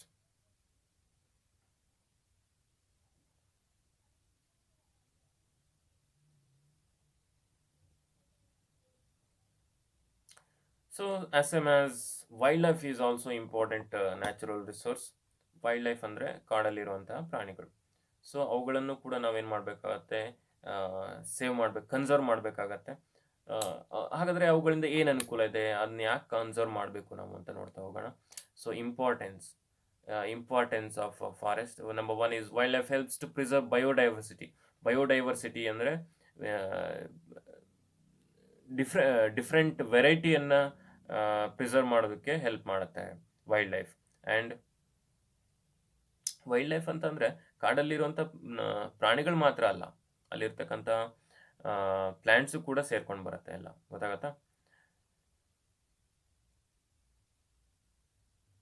Next, wild life helps to maintain the food chain and food web. Food web ಅನ್ನು ಅಂದರೆ food chain ಮತ್ತು ಯಾವುದಾದ್ರು ಒಂದು ಪ್ರಾಣಿ ಇಲ್ಲ ಅಂತಂದರೆ, ನಿಮ್ಗೆ ಗೊತ್ತಾಯಿದೆ ಫುಡ್ ಚೈನ್ ಬಗ್ಗೆ ಗೊತ್ತಿದೆ, ಫುಡ್ ವೆಬ್ ಬಗ್ಗೆ ಗೊತ್ತಿದೆ. ಒಂದು ಪ್ರಾಣಿ ಇಲ್ಲ ಅಂತ ಅಂದರೆ, ಒಂದು ಪ್ರಾಣಿ ಸಂಕುಲ ನಾಶ ಆಯಿತು ಅಂತ ಅಂದರೆ, ಒಂದು ಸ್ಪೀಶೀಸ್ ಎಕ್ಸ್ಟಿಂಕ್ಟ್ ಆಯಿತು ಅಂತಂದರೆ, ಅಲ್ಲಿ ಫುಡ್ ಚೈನ್ ಎಷ್ಟು ಇಂಬ್ಯಾಲೆನ್ಸ್ ಆಗುತ್ತೆ ಅಂತ ನಿಮ್ಗೆ ಗೊತ್ತಾಯಿದೆ. ಫಾರ್ ಎಕ್ಸಾಂಪಲ್, ಹರ್ಬಿವೋರ್ಸ್ ಇಲ್ಲ ಅಂತಂದರೆ ಎಲ್ಲ ಕಾರ್ನಿವರ್ಸ್ಗಳು ಏನಾಗ್ತವೆ? ನಾಶ ಆಗ್ತವೆ, ಯಾಕೆಂದರೆ ಅವುಗಳಿಗೆ ಫುಡ್ ಸಿಗಲ್ಲ. ಅಥವಾ ಬರೀ ಹರ್ಬಿವೋರ್ಸ್ ಇತ್ತು ಅಂದರೆ, ಬರೀ ಕಾರ್ನಿವರ್ಸ್ ಇತ್ತು ಅಂದರೆ, ಸೊ ಎಲ್ಲಿ ನೋಡಿದ್ರೆ ಸಿಕ್ಕಾಪಟ್ಟೆ ಪ್ಲ್ಯಾಂಟ್ಸ್ಗಳು ಸಿಕ್ಕಾಪಟ್ಟೆ ಜಾಸ್ತಿ ಆಗಿಬಿಡ್ತವೆ. ಸೊ ಹಾಗಾಗಿ ಟೋಟಲ್ ಆಗಿ ಎಲ್ಲ ಬ್ಯಾಲೆನ್ಸಿಂಗಲ್ಲಿ ಇರಬೇಕು ವೈಲ್ಡ್ ಲೈಫ್. ಗೊತ್ತಾಗ್ತಾ? So we get and third one is we get useful products from wild life, like food ಸಿಗುತ್ತೆ ನಮ್ಗೆ ವೈಲ್ಡ್ ಲೈಫಿಂದ. ಮೆಡಿಸಿನ್ ಸಿಗುತ್ತೆ, ಲೆದರ್ ಸಿಗುತ್ತೆ, ಬೋನ್ಸ್ ಸಿಗುತ್ತೆ, ಹನಿ ಸಿಗುತ್ತೆ, ಲ್ಯಾಕ್ ಸಿಗುತ್ತೆ. ಸೊ ಇಷ್ಟೆಲ್ಲ ನಮಗೆ ವೈಲ್ಡ್ ಲೈಫಿಂದ ಸಿಗುತ್ತೆ. ಹಾಗಾಗಿ ನಾವು ವೈಲ್ಡ್ ಲೈಫನ್ನು ಉಳಿಸ್ಕೊಬೇಕಾಗತ್ತೆ. ಗೊತ್ತಾಗ್ತಿದೆಯಾ? ಸೊ ಹಾಗಾದರೆ ಏನು ಮಾಡಬೇಕು ನಾವು ವೈಲ್ಡ್ ಲೈಫನ್ನು ಉಳಿಸ್ಕೊಳೋದಕ್ಕೆ ಅಂತ ಅಂದರೆ, how do we conserve the wild life? That is preserving the natural habitat. ಅವುಗಳ ನ್ಯಾಚುರಲ್ ಹ್ಯಾಬಿಟಾಟ್, ಅವುಗಳು ಎಲ್ಲಿ ಇರ್ತಾವೋ ಅಲ್ಲಿ ಅವುಗಳನ್ನ ನಾವು ಆ ಹ್ಯಾಬಿಟಾಟ್ಗೆ ನಾವು ಏನು ತೊಂದರೆ ಮಾಡ್ದಂಗೆ ಅದನ್ನು ಪ್ರಿಸರ್ವ್ ಮಾಡಿದ್ರೆ ಅವುಗಳು ಚೆನ್ನಾಗಿರ್ತವೆ. ಓಕೆನಾ? ಅವುಗಳ ವಾಸಸ್ಥಳವನ್ನು ನಾವು ಸೇಫಾಗಿ ನೋಡ್ಕೊಬೇಕು. ಹಾಗಾಗಿ ಅವುಗಳು ಚೆನ್ನಾಗಿರ್ತವೆ ಅದ್ರ ಮುಖಾಂತರ. ಬ್ಯಾನಿಂಗ್ ಪೌಚಿಂಗ್ ಆಫ್ ಅನಿಮಲ್ಸ್ ಅಂದರೆ ಅನಿಮಲ್ಸ್ನ ಹಿಡಿಯೋದನ್ನು ನಾವು ಬ್ಯಾನ್ ಮಾಡಬೇಕು. ಹಿಡ್ಕೊಂಡೋಗಿ ಅದರಿಂದ ಅದನ್ನ ಮಿಸ್ಯೂಸ್ ಮಾಡೋ ಅಂಥದ್ದು ನಡೀತಾ ಇದೆ, ಅದನ್ನು ತಡಿಬೇಕು. Protecting endangered species. ಇನ್ನು ಎಂಡೇಂಜರ್ಡ್ ಸ್ಪೀಶೀಸ್ ಅಂದರೆ ಇನ್ನು ಸ್ವಲ್ಪ ವರ್ಷ ಆದಮೇಲೆ ಏನು ನೋಡ್ರಿ, ಎಕ್ಸ್ಟಿಂಕ್ಟೆಡ್ ಸ್ಪೀಶೀಸ್ ಅಂತಂದರೆ ಇಲ್ಲವೇ ಇಲ್ಲ. ಈಗ ನಾವು ನೋಡೋದಕ್ಕೆ ಸಾಧ್ಯ ಇಲ್ಲ, ಫೋಟೋದಲ್ಲಿ ನೋಡಬೇಕು ಅಂಥ ಅನಿಮಲ್ಸ್ಗಳನ್ನ ಎಕ್ಸ್ಟಿಂಕ್ಟೆಡ್ ಸ್ಪೀಶೀಸ್ ಅಂತ ಕರಿತೀವಿ. ಇನ್ನು ಎಂಡೇಂಜರ್ಡ್ ಸ್ಪೀಶೀಸ್ ಅಂದರೆ ದೇ ವಿಲ್ ಬಿಕಮ್ ಎಕ್ಸ್ಟಿಂಕ್ಟೆಡ್ ಸ್ಪೀಶೀಸ್. ಅವುಗಳು ಮುಂದೊಂದು ದಿನ ಎಕ್ಸ್ಟಿಂಕ್ಟೆಡ್ ಸ್ಪೀಶೀಸ್ ಆಗಿ ಕನ್ವರ್ಟ್ ಆಗ್ತವೆ. ಅಂದರೆ ಮುಂದೊಂದು ದಿನ ಯಾವುದೇ ಜೀವಿಗಳು ಆ ಸ್ಪೀಶೀಸ್ನ ನೋಡೋದಕ್ಕೆ ಸಾಧ್ಯ ಇಲ್ಲ. ಫಾರ್ ಎಕ್ಸಾಂಪಲ್, ಲಯನ್ ಆಗಿರ್ಬೋದು, ನೋಡ್ರಿ ಲಯನ್ನ ನಂಬರ್ಸ್ ಏನಾಗ್ತಾ ಇದೆ, ಕಡಿಮೆ ಆಗ್ತಾ ಇದೆ. ಮುಂದೊಂದು ದಿನ ನಾವು ಲಯನ್ನ ಫೋಟೋದಲ್ಲಿ ನೋಡಬೇಕಾಗತ್ತೆ. ಸೊ ಅಂಥವುಗಳನ್ನ ನಾವೇನಂತ ಕರಿತೀವಿ, ಎಂಡೇಂಜರ್ಡ್ ಸ್ಪೀಷೀಸ್ ಅಂತ ಕರಿತೀವಿ. ಅವುಗಳನ್ನ ನಾವು ಪ್ರೊಟೆಕ್ಟ್ ಮಾಡಬೇಕು ಜಾಸ್ತಿ. ಗೊತ್ತಾಗ್ತಿದೆಯಾ? Setting up of wild life sanctuaries, national parks and biosphere. So ಇವುಗಳನ್ನೆಲ್ಲ ಮಾಡೋದ್ರಿಂದ, ಅವುಗಳಿಗೆ ತಕ್ಕಂತೆ ವಾತಾವರಣವನ್ನು ಕೊಟ್ಟು ಅವುಗಳನ್ನ ಪ್ರೊಟೆಕ್ಟ್ ಮಾಡೋದ್ರಿಂದ, ವಾತಾವರಣದಲ್ಲಿ ಅವುಗಳನ್ನ ಪ್ರೊಟೆಕ್ಟ್ ಮಾಡೋದ್ರಿಂದ ನಾವು ವೈಲ್ಡ್ ಲೈಫನ್ನು ಕನ್ಸರ್ವ್ ಮಾಡ್ಬೋದು. ಗೊತ್ತಾಗ್ತಿದೆ ಅಲ್ವಾ? So this is about wildlife. Take down the question. What are the importance of wildlife? What are the importance of wildlife? And the second one is, how can we conserve the wildlife? How can we conserve the wildlife? What are the importance of wildlife and how can we conserve the wildlife?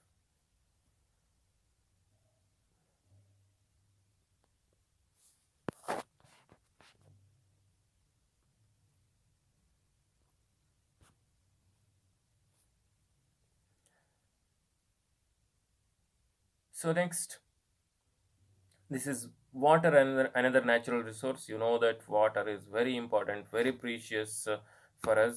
ನಮಗೆ ಎಲ್ಲ ಆ್ಯಕ್ಟಿವಿಟಿಗೂ water ಬೇಕು. Water ಇಲ್ಲ ಅಂದರೆ ಆಗೋದೇ ಇಲ್ಲ, ಬದುಕೋಕೆ ಆಗಲ್ಲ. So we use our daily needs for agriculture, transportation, construction of buildings, roads, dams, ಇವುಗಳಿಗೆಲ್ಲ ವಾಟರ್ನ ಯೂಸ್ ಮಾಡ್ತೀವಿ ನಾವು. Water is natural habitat for aquatic organisms. ಅದು ಅಲ್ಲದೆ ಅಕ್ವಾಟಿಕ್ ಆರ್ಗ್ಯಾನಿಸಮ್ಸ್ಗೂ ಕೂಡ ವಾಟರ್ ಯೂಸ್ಫುಲ್. ಬಟ್ ನಾವೇನು ಮಾಡ್ತಾ ಇದ್ದೀವಿ, ಈ ವಾಟರ್ನ ಪಲ್ಯೂಟ್ ಮಾಡ್ತಾ ಇದ್ದೀವಿ, ಹಾಳು ಮಾಡ್ತಾ ಇದ್ದೀವಿ ಹ್ಯೂಮನ್ ಆ್ಯಕ್ಟಿವಿಟೀಸ್ ಇಂದ. ಗೊತ್ತಾಗ್ತಿದೆಯಾ? ಸೊ ಹಾಗಾದರೆ ಈ ವಾಟರ್ನ ನಾವು ಹೇಗೆ ಕನ್ಸರ್ವ್ ಮಾಡ್ಬೋದು? What are the methods to use to conserve the water ಅಂತ ನೋಡೋದಾದರೆ, ಅದರಲ್ಲಿ ಫಸ್ಟ್ ಒನ್ ಏನಪ್ಪ ಅಂತಂದರೆ, ಡ್ಯಾಮ್ಸ್ ಕನ್ಸ್ಟ್ರಕ್ಷನ್ ಮಾಡೋದ್ರಿಂದ ನಾವು ವಾಟರ್ನ ಕನ್ಸರ್ವ್ ಮಾಡ್ಬೋದು. ಸೊ ಡ್ಯಾಮ್ ಕನ್ಸ್ಟ್ರಕ್ಷನ್ ಮಾಡೋದ್ರಿಂದ ಏನೇನು ಅಡ್ವಾಂಟೇಜ್ ಆಗುತ್ತೆ? ಡ್ಯಾಮ್ ಅಂದರೆ ಗೊತ್ತಲ್ವಾ ನಿಮಗೆ? ದೊಡ್ಡ ದೊಡ್ಡ ಡ್ಯಾಮ್ಸ್ನ ಮಾಡ್ತಾರೆ, ವಾಟರ್ನ ಅಲ್ಲಿ ಸ್ಟಾಕ್ ಮಾಡ್ತಾರೆ. ಸೊ ಅದರಿಂದ ಏನೇನು ಯೂಸ್ ಆಗುತ್ತೆ ಅಂತ ನೋಡ್ತಾ ಹೋಗೋಣ. So this is dams. ನೋಡ್ರಿ ಎಷ್ಟು ಚೆನ್ನಾಗಿದೆ ಪಿಕ್ಚರು, ಹೇಗೆ ಡ್ಯಾಮ್ಸ್ನ ಕನ್ಸ್ಟ್ರಕ್ಟ್ ಮಾಡ್ತಾರೆ. ಎರಡೂ ಕಡೆ ಬೆಟ್ಟ ಇರಬೇಕು. ಡ್ಯಾಮ್ಸ್ ಕನ್ಸ್ಟ್ರಕ್ಷನ್ ಮಾಡೋದಕ್ಕೆ ಏನಪ್ಪ ಕಂಡೀಷನ್ ಅಂದರೆ, ನೋಡ್ರಿ, ಇಲ್ಲೂ ಬೆಟ್ಟ ಇರಬೇಕು. ಬೆಟ್ಟ ಅಂದರೆ ಹೈಟ್ ಏರಿಯಾ ಇರಬೇಕು, ಈ ಕಡೆನೂ ಹೈಟ್ ಏರಿಯಾ ಇರಬೇಕು, ಸ್ವಲ್ಪ ಗ್ಯಾಪ್ ಇರಬೇಕು. ಅಲ್ಲಿ ನಾವು ಏನು ಈ ರೀತಿ ಒಂದು ತಡೆಗೋಡೆಯನ್ನು, ಅಡ್ಡಗೋಡೆಯನ್ನು ಕಟ್ಟಿ ದೊಡ್ಡದಾದಂಥದ್ದು ಇಲ್ಲೆಲ್ಲ ವಾಟರ್ನ ಸ್ಟಾಕ್ ಮಾಡ್ತೀವಿ. ಹೆಚ್ಚಿಗೆ ಆಯಿತು ಅಂದರೆ ಬಿಟ್ಕೊಳ್ತೀವಿ. So this is the dam, water reservoir ಅಥವಾ ವಾಟರ್ನ ಸ್ಟಾಕ್ ಮಾಡುವಂಥ ಇದು. ಬೇಕಾದಷ್ಟು ಡ್ಯಾಮ್ಸ್ಗಳ ಬಗ್ಗೆ ಎಲ್ಲ ನೀವು ಕೇಳಿದ್ದೀರಾ. So what are the advantages of dams? So dams ಯಾಕೆ ಬೇಕು ನಮಗೆ? ಸೊ ಫಾರ್ ಇರಿಗೇಷನ್ ಆಫ್ ಬೆಳೆಗಳನ್ನ ಬೆಳೆಯೋದಕ್ಕೆ ನಮಗೆ ಡ್ಯಾಮ್ಸ್ ಬೇಕು, ಅವುಗಳಿಗೆ ನೀರನ್ನು ಕೊಡೋದಕ್ಕೆ. ಆಮೇಲೆ ಎಲೆಕ್ಟ್ರಿಸಿಟಿ ಪ್ರೊಡ್ಯೂಸ್ ಮಾಡೋದಕ್ಕೆ ಡ್ಯಾಮ್ಸ್ ಬೇಕು ನಮಗೆ. Supplying water to towns and ಸಿಟೀಸ್ಗಳಿಗೆ ವಾಟರ್ ಸಪ್ಲೈ ಮಾಡೋದಕ್ಕೆ ನಮಗೆ ಡ್ಯಾಮ್ಸ್ ಕನ್ಸ್ಟ್ರಕ್ಷನ್ ಅವಶ್ಯಕತೆ ಇದೆ. And control the flood. ನೋಡಿರಿ, ಅದನ್ನ ತಡೆದು ನೀರನ್ನು ನಿಧಾನಕ್ಕೆ ಬಿಡೋದ್ರಿಂದ ಒಂದೇ ಸರಿಗೆ ಮಳೆ ಬರುತ್ತೆ. ಮಳೆ ಬಂದಾಗ ಜೋರು ನೀರು ಹರ್ಕೊಂಡೋಗಿ ಫ್ಲಡ್ ಫಾರ್ಮೇಷನ್ ಆಗುತ್ತೆ. ಸೊ ಈ ಡ್ಯಾಮ್ಸ್ ಮಾಡೋದ್ರಿಂದ ಜೋರಾಗಿ ಬಂದಿರುವಂಥ ನೀರೆಲ್ಲ ಒಂದು ಕಡೆಗೆ ಸ್ಟಾಕ್ ಆಗ್ತಾ ಹೋಗುತ್ತೆ. ಸೊ ಅವಾಗ ಫಾಸ್ಟ್ ಮೂವಿಂಗ್ ಆಫ್ ವಾಟರ್ನ ನಾವು ಅವಾಯ್ಡ್ ಮಾಡ್ಬೋದು, ಫ್ಲಡ್ಸ್ನ ಅವಾಯ್ಡ್ ಮಾಡ್ಬೋದು. ಸೊ ಡ್ಯಾಮ್ಸ್ ಏನು ಮಾಡ್ತವೆ? ಫ್ಲಡ್ಸ್ನ ಕಂಟ್ರೋಲ್ ಮಾಡುತ್ತೆ. So that is one of the use of the advantage of the dams. And then disadvantages ಇದೆ ಡ್ಯಾಮ್ಸಿಂದ. 3 ಟೈಪ್ಸ್ ಆಫ್ ಡಿಸ್ಅಡ್ವಾಂಟೇಜ್ನ ನಾವಿಲ್ಲಿ ಲಿಸ್ಟ್ ಮಾಡ್ತೀವಿ. ಒಂದು ಸೋಷಿಯಲ್ ಪ್ರಾಬ್ಲಮ್ ಬರುತ್ತೆ. ಡ್ಯಾಮ್ಸ್ನ ಕನ್ಸ್ಟ್ರಕ್ಟ್ ಮಾಡೋದ್ರಿಂದ it displace large number of people who have to be rehabilitated. ಅಂದರೆ ಅಲ್ಲಿರ್ತಕ್ಕಂಥ ಜನಗಳನ್ನೆಲ್ಲ ನೋಡ್ರಿ, ಹಿಂದೆ ಎಷ್ಟು ನೀರು ನಿಂತ್ಕೊಳುತ್ತೆ ಡ್ಯಾಮ್ ಕನ್ಸ್ಟ್ರಕ್ಷನ್ ಮಾಡಿದ್ಮೇಲೆ. ಸಿಕ್ಕಾಪಟ್ಟೆ ಹೆಕ್ಟೇರ್ಸ್ಗಳಷ್ಟು ನೀರು ನಿಂತ್ಕೊಳುತ್ತೆ ಈ ಜಾಗದಲ್ಲಿ. ಆವಾಗ ಅಲ್ಲಿರ್ತಕ್ಕಂಥ ಜನಗಳನ್ನೆಲ್ಲ ಏನು ಮಾಡಬೇಕಾಗತ್ತೆ? ರಿಹ್ಯಾಬಿಲಿಟೇಟೆಡ್ ಮಾಡಬೇಕು. ಅಂದರೆ ಅವರಿಗೆ ಪುನರ್ವಸತಿ ಕಲ್ಪಿಸ್ಬೇಕಾಗತ್ತೆ, ಅಲ್ಲಿಂದ ಬೇರೆ ಕಡೆ ಕಳಿಸ್ಬೇಕಾಗತ್ತೆ. ಸೊ ಹಾಗಾಗಿ ಅದು ಕೂಡ ಪ್ರಾಬ್ಲಮ್ ಆಗುತ್ತೆ ಡ್ಯಾಮ್ ಕನ್ಸ್ಟ್ರಕ್ಷನ್ ಮಾಡೋದ್ರಿಂದ. ಆಮೇಲೆ ಎಕನಾಮಿಕ್ ಪ್ರಾಬ್ಲಮ್ ಆಗುತ್ತೆ. ಅಂದರೆ ತುಂಬ ಹ್ಯೂಜ್ ಅಮೌಂಟ್ ಬೇಕಾಗುತ್ತೆ, ಪಬ್ಲಿಕ್ ಮನಿಯನ್ನು ಯೂಸ್ ಮಾಡಬೇಕಾಗತ್ತೆ ಡ್ಯಾಮ್ ಕನ್ಸ್ಟ್ರಕ್ಷನ್ ಮಾಡೋದಕ್ಕೆ. ಸೊ ಅದರಿಂದನೂ ಕೂಡ ತೊಂದರೆ ಆಗುತ್ತೆ, ಅಂದರೆ ಸಿಕ್ಕಾಪಟ್ಟೆ ಅಮೌಂಟ್ ಬೇಕಾಗುತ್ತೆ. ಆಮೇಲೆ ಎನ್ವೈರ್ನಮೆಂಟಲ್ ಪ್ರಾಬ್ಲಮ್ ಬರುತ್ತೆ. ಏನು? ಡಿಫಾರೆಸ್ಟೇಷನ್ ಆಗುತ್ತೆ. ಆ ಡ್ಯಾಮ್ ವಾಟರ್ ನಿಂತ್ಕೊಳತ್ತಲ್ವ ಅಲ್ಲಿ, ಬ್ಯಾಕ್ ವಾಟರು, ಅಲ್ಲೆಲ್ಲ ಸಿಕ್ಕಾಪಟ್ಟೆ ಫಾರೆಸ್ಟ್ ಇರುತ್ತೆ. ಅಲ್ಲಿರ್ತಕ್ಕಂಥ ಫಾರೆಸ್ಟ್ ಎಲ್ಲ ನೀರು ನಿಂತ್ಕೊಳ್ಳೋದ್ರಿಂದ ನಾಶ ಆಗೋಗುತ್ತೆ. ಸೊ ಡಿಫಾರೆಸ್ಟೇಷನ್ ಆಗುತ್ತೆ. Loss of biodiversity. So these are all the disadvantages of dams. So advantages ಇದೆ, ಡಿಸ್ಅಡ್ವಾಂಟೇಜಸ್ಸು ಇದೆ. ಹಾಗಾಗಿ ಆ ಡ್ಯಾಮ್ಸನ್ನು ನಾವು ಸರಿಯಾಗಿ ಯೂಸ್ ಮಾಡ್ಕೊಬೇಕು, ಸರಿಯಾಗಿ ಬಳಸ್ಕೊಬೇಕು ಅರ್ಥ ಆಗ್ತಿದೆ ಅಲ್ವಾ? So take down the question, what are the advantages of dams? What are the advantages of dams? And the second one is, what are the disadvantages of dams?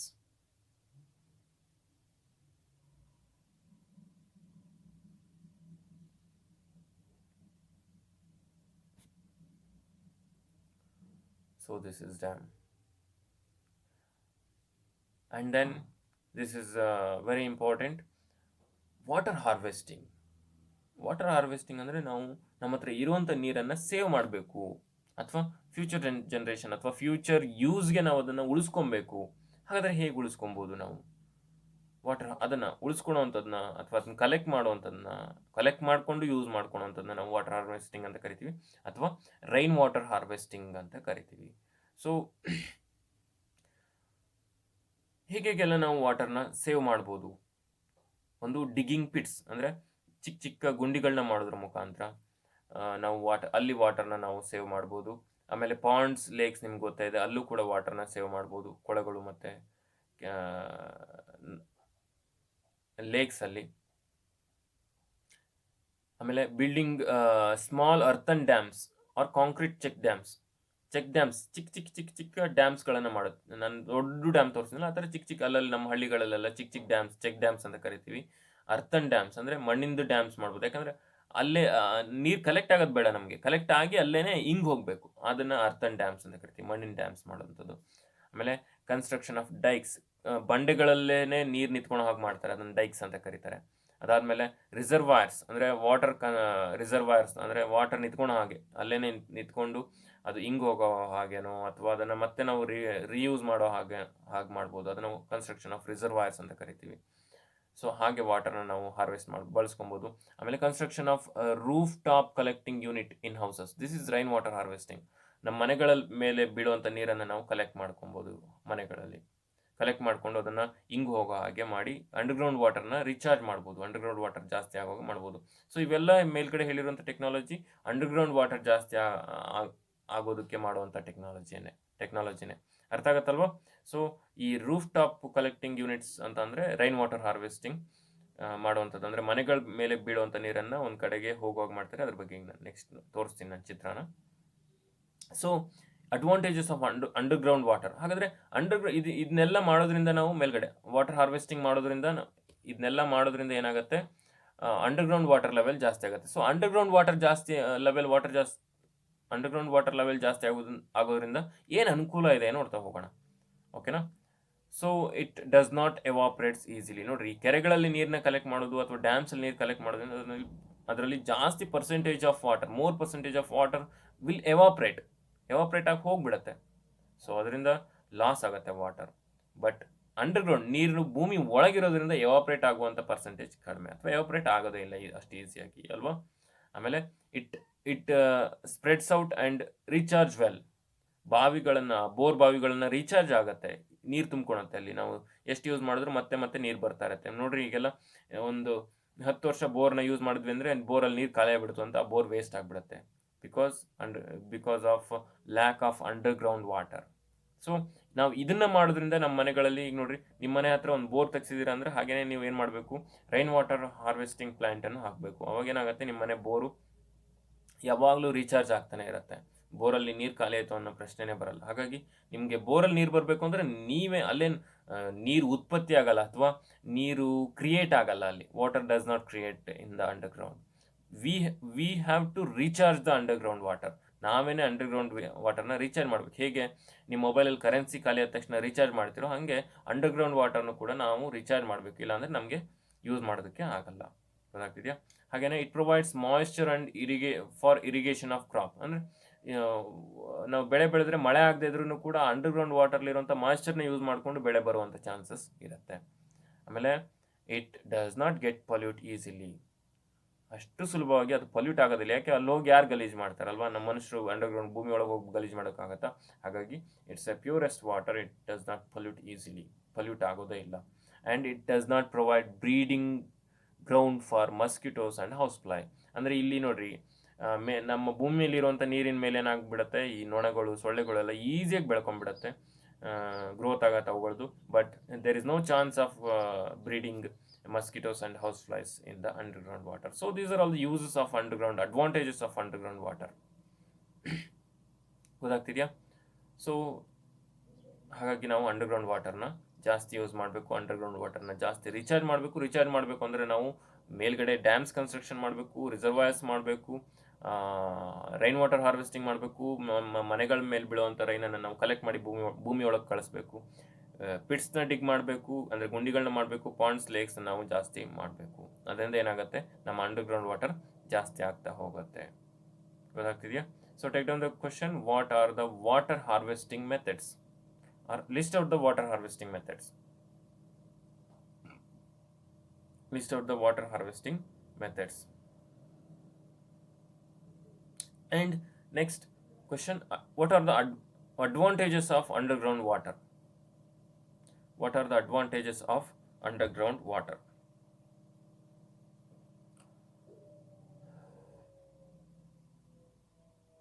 So this is different method of water harvesting. ಹೇಗೆಲ್ಲ ನಾವು pits ಮಾಡೋದು ನೋಡಿ, pits, ಇದು pits, reservoirs, Pond's, lakes, digging ಮಾಡೋದು ಅಂದರೆ ಗುಂಡಿಗಳನ್ನ ತೋಡೋದು, ಈ ರೀತಿ ವಾಟರ್ನ collect ಮಾಡಿ ಅದನ್ನು ಭೂಮಿ ಒಳಗೆ ಹೋಗೋ ಹಾಗೆ ಮಾಡೋದು. ಗೊತ್ತಾಗ್ತಿದೆಯಾ? So this is rain water harvesting. You can have in your home also. ನಿಮ್ಮ ಮನೆಗಳಲ್ಲಿ ಈ ಮೆಥಡ್ನ ಯೂಸ್ ಮಾಡ್ಬೋದು. ಸೊ ಈ ಥರ ನೋಡ್ರಿ, ಚಿತ್ರ ಎಷ್ಟು ಚೆನ್ನಾಗಿದೆ. ರೂಫ್ ವಾಟರ್ನ ಕಲೆಕ್ಟ್ ಮಾಡಿ ಅದನ್ನು ಒಂದು ಟ್ಯಾಂಕ್ ಒಳಗಡೆ ಹೋಗಿ ಮಾಡಿ, ಒಂದು ಸಿಂಟೆಕ್ಸ್ ಒಳಗಡೆ ಹೋಗೋಕೆ ಮಾಡಿ, ಸಿಂಟೆಕ್ಸಲ್ಲಿ ನೀರು ತುಂಬ ಆದ ತಕ್ಷಣ ಅದೇನಾಗುತ್ತೆ, ಓವರ್ಫ್ಲೋ ಆಗುತ್ತೆ, ಅಂದರೆ ತುಂಬಿ ಉಕ್ಕಿ ಹರಿಯುತ್ತೆ. ಸಿಂಟೆಕ್ಸಲ್ಲಿ ತುಂಬಿರುವಂಥ ನೀರನ್ನು ನಿಮ್ಮ ಮನೆಗಳಿಗೆ ಮತ್ತೆ ಯೂಸ್ ಮಾಡ್ಕೊಬೋದು. ಮತ್ತು ಇನ್ನು ಕಾಂಕ್ರೀಟ್ ಬೇಸ್, ಇಲ್ಲಿ ಮತ್ತೆ ಕಾಂಕ್ರೀಟ್ ಎಲ್ಲ ಹಾಕಿ, ಜಲ್ಲಿ ಕಲ್ಲುಗಳನ್ನೆಲ್ಲ ಹಾಕಿ ಫಿಲ್ಟರ್ ಆಗಿ ಮತ್ತೆ ಭೂಮಿ ಒಳಗೆ ಹೋಗೋ ಹಾಗೆ ಮಾಡ್ಬೋದು, ಎಕ್ಸ್ಟ್ರಾ ಆಗಿರುವಂಥ ನೀರನ್ನು. ಸೊ ನಿಮ್ಮ ಮನೆಗಳಲ್ಲಿ ರೀಯೂಸ್ ಮಾಡೋಕ್ಕೋಗುತ್ತೆ ಮಳೆ ನೀರನ್ನು, ಮತ್ತೆ ಎಕ್ಸ್ಟ್ರಾ ಆಗಿರುವಂಥ ನೀರನ್ನು ಭೂಮಿ ಒಳಗೂ ಕೂಡ ಕಳ್ಸೋಕ್ಕಾಗುತ್ತೆ. ಇದು ನೋಡ್ರಿ, ಸೇಮ್ ಅದೇ ಥರನೇ, ಎಷ್ಟು ಚೆನ್ನಾಗಿದೆ. So you can have the model of this one, rain water harvesting model. ನೀವು ಈ ಥರದೊಂದು ಕಾರ್ಡ್ಬೋರ್ಡು ಅಥವಾ ಒಂದು ರಟ್ಟಿನ ಬಾಕ್ಸು ಅಥವಾ ಚಿಕ್ಕ ನಿಮ್ಮ ಮನೆಗಳಲ್ಲಿ ಸಿಗುವಂಥ ರಾ ಮೆಟೀರಿಯಲ್ಸ್ನ ಯೂಸ್ ಮಾಡ್ಕೊಂಡು ಈ ಥರದೊಂದು ಮಾಡೆಲ್ನ ನೀವು ಮಾಡ್ಬೋದು. You can get different types of model in the YouTube. You just search the model of rain water harvesting ಅಂತ ಸರ್ಚ್ ಮಾಡಿರಿ, ನಿಮಗೆ ಬೇಕಾದಷ್ಟು ಬೇರೆ ಬೇರೆ ರೀತಿಯ ಕ್ರಿಯೇಟಿವ್ ಮಾಡೆಲ್ಸ್ಗಳು ಸಿಗ್ತವೆ. ನೀವು ಕೂಡ ಆ ಥರದೊಂದು ಮಾಡೆಲ್ನ ಮಾಡಿ ಎಕ್ಸಿಬಿಟ್ ಮಾಡ್ಬೋದು. ಗೊತ್ತಾಗ್ತಿದೆಯಾ? So this is rain water harvesting. ಅರ್ಥ ಆಗಿದೆ ಅಲ್ವಾ? ಅಂದರೆ ಭೂಮಿ ಒಳಗೆ ನೋಡಿರಿ, ಮಳೆ ನೀರನ್ನು, ಇಷ್ಟೇ ಸಿಂಪಲ್ ರೈನ್ ವಾಟರ್ ಹಾರ್ವೆಸ್ಟಿಂಗ್ ಅಂದರೆ ಮಳೆ ನೀರನ್ನು ಕಲೆಕ್ಟ್ ಮಾಡಿ ನಮ್ಮ ಮನೆಗಳಿಗೆ ಮತ್ತೆ ರಿಯೂಸ್ ಮಾಡ್ಕೊಬೋದು. ಎಕ್ಸ್ಟ್ರಾ ಆಗಿರುವಂಥ ನೀರನ್ನು ಮತ್ತೆ ಭೂಮಿ ಒಳಗಡೆ ಹೋಗೋ ಹಾಗೆ ಮಾಡಿ ಗ್ರೌಂಡ್ ವಾಟರನ್ನು ನಾವು ರೀಚಾರ್ಜ್ ಮಾಡ್ಬೋದು. So this is rain water harvesting, roof ವಾಟರ್ನ collect ಮಾಡಿ. So this is about sustainable management of natural resource. ಅಂದರೆ ನ್ಯಾಚುರಲ್ ರಿಸೋರ್ಸ್ನ ನಾವು ಹೇಗೆ